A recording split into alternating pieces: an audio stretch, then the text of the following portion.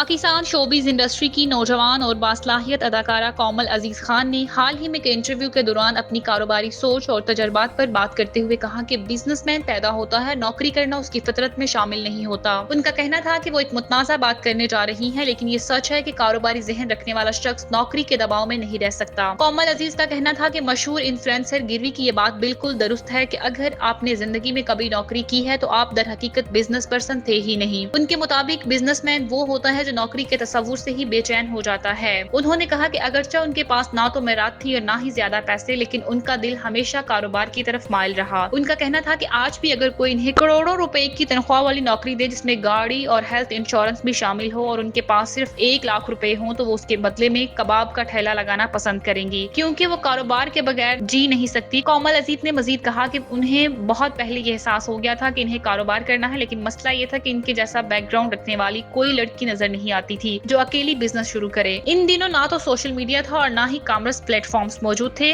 उनका कहना था कि जब वो तालीम के लिए बैरून मुल्क गईं तो वहीं उन्होंने कारोबार के हवाले से कदम बढ़ाया और अपने ख्वाब को हकीकत में बदलने का आगाज किया।